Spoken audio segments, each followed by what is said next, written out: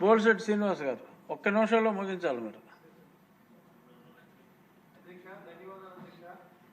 మరి ఏదైతే ఈ కోఆపరేటివ్ బ్యాంకులు ఉన్నాయో గడిచిన 5 సంవత్సరాల్లో 3 మెన్ కమిటీ వేసి అక్కడున్న శాసనసభ్యులు అధికారులు దోచుకున్నారు అధ్యక్ష.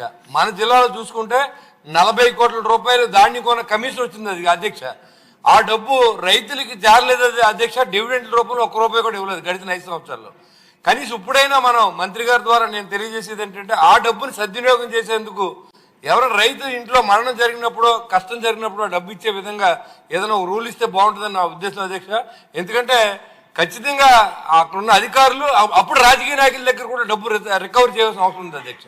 ఎందుకంటే కోట్లాది రూపాయలు ప్రభుత్వం నుంచి కమిషన్ వచ్చిన డబ్బులు కూడా ఎమ్మెల్యేలు అక్కడ ఉన్నటువంటి అధికారులు సగం సగం పంచుకుని ఈరోజు 50% డిపాజిట్ ఇస్తే ఉన్న 50% కూడా వాళ్ళు పంచుకున్న దాఖలాలు ఉన్నాయి అధ్యక్ష. 2 సొసైటీల మీద ఎంక్వైరీ చేస్తే అధ్యక్ష 52 వేస్తే 70 లక్షల రూపాయలు ఒక సొసైటీలో అవినీతి కోరుమిలి సొసైటీలో వచ్చింది అధ్యక్ష. వాళ్ళందరూ 51 వేయమని డిమాండ్ చేస్తూ ఉన్నారు. దరిస్పర్రు అనే గ్రామంలో వేస్తే 51కి రికమెండ్ చేస్తే ఈ రోజు వరకు ఎంక్వైరీ జరగలేదు అధ్యక్ష. త్వరితగతిన ఎంక్వైరీ చేసి ఎవరైతే రాజకీయ రాబందులు అవినీతి చేశారో రైతుల డబ్బుని అది తిరిగి వాళ్ళ దగ్గర ఆర్ఆర్ యాక్ట్ ప్రకారం రికవరీ చేయించవలసిందిగా మంత్రి గారిని మీ ద్వారా కోరుతున్నారు అధ్యక్ష. ధన్యవాదాలు. యార్లగడ్డ వెంకటరావు ఒక్క నిమిషంలో ముగించాలి. వచ్చాడు అధ్యక్ష. క్వశ్చన్ ఏమి అడిగారో ప్రజలకు తెలియదు అధ్యక్ష. మనకంటే హౌస్ లో క్వశ్చన్ పేపర్ ఉంటారు కాబట్టి అదేమో డిస్ప్లే చేస్తా కుదిరితే బెటర్ అధ్యక్ష. అదే సమస్య ఎంతో ఇది నేను డిసిసిబి చైర్మన్ చేశాను అధ్యక్ష. నేనే ఈ కంప్లైంట్ పెట్టాను అధ్యక్ష. దయచేసి 2 నిమిషాలు నేను ఎక్కువ టైం తీసుకున్నాను అధ్యక్ష. ఇది ఎంత లోపభూయిష్టమైందంటే ఈ బ్యాంకుల్లో 425 బ్యాంకులు మా జిల్లాలో ఉన్నాయి అధ్యక్ష. పిఎస్సిఎస్లు 13 డిసిసిబిలు. ఈ 13 డిసిసిబిల్లో 600 జిల్లాలో దేశంలో 15 కోట్ల లాభం ఉన్న డిసిసిబి కృష్ణని 70 కోట్లు తీసుకెళ్ళి అధ్యక్ష 1 సంవత్సర కాలంలో. నా సొంత కంపెనీ కన్నా బాగా పనిచేశాను అధ్యక్ష. 100 మందికి ప్రభుత్వ ఉద్యోగాలు ఇచ్చాను అధ్యక్ష. 120 మందికి ఇంటర్న్షిప్ ఇచ్చాను అధ్యక్ష. సిజిఎఫ్ డబ్బు అంతా చచ్చిపోయిన కౌలు రైతులకి ఇచ్చాను అధ్యక్ష. కానీ దరిద్రం ఏంటంటే ఈ డబ్బు అంతా పోగేసి గత ప్రభుత్వం నేను 13 మాసాల తర్వాత తప్పుకున్నాక అంతా అన్యాక్రాంతం చేసి సిఆర్డీఏ పర్మిషన్ లేకుండా బిల్డింగులు కట్టి ఒకటి కాదు చెప్పాలంటే 1 గంట పడుతుంది అధ్యక్ష. పేపర్ పంపిస్తాం మీకు. ఇది విచారణ చేయమని గౌరవ మంత్రి గారిని కోరే 51 ఎంక్వైరీకి ఆదేశించారు కానీ నవంబర్లో సెషన్స్ ఇంతవరకు ప్రారంభం కాలేదు అధ్యక్ష. పిఎస్సిఎస్లో సెక్రటరీ వ్యవస్థ ఉంది అధ్యక్ష. స్వాతంత్రం రాకముందు నుంచి ఏ సెక్రటరీ నియమించబడతాడో రిటైర్ అయ్యే వరకు అదే ఊర్లో ఉంటున్నాడు. దీనికన్నా దరిద్రం ఇండియాలో ఇంకోటి లేదు అధ్యక్ష. 35 సంవత్సరాలు ఒకే ఊర్లో ఉద్యోగం చేస్తే బ్యాంక్ ప్రెసిడెంట్ చదువు లేకపోతే అతనే నడిపిస్తున్నాడు. ఇందాక చెప్పిన స్కామ్లో సగం పైన అతను చేసే అధ్యక్ష.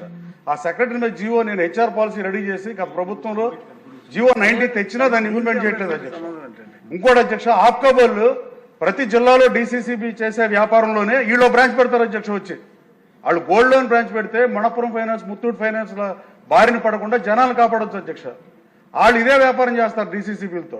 2013లో ఆంధ్ర బ్యాంక్ ని డిసిసిబి కృష్ణని పెట్టింది మహానుభావుడు భోగరాజు పట్టాభి సీతారామ గారు అధ్యక్ష. ఆయన ఏఐసిసి ప్రెసిడెంట్ కూడా పనిచేశాడు. పరోపకారం ఏదో శరీరం అటువంటి మహానుభావులు పెడితే వచ్చాడు సార్ కాదు సార్. అయితే ఆయన 2 బ్యాంకులు ఆయనే పెడితే ఆంధ్ర బ్యాంక్ 2013లో తీసేసిన సాఫ్ట్వేర్ ని ఆప్కాప్ కొనుగోలు చేసింది అధ్యక్ష. రైతుల సొమ్మును పందికొక్కలాగా అన్నారు అధ్యక్ష.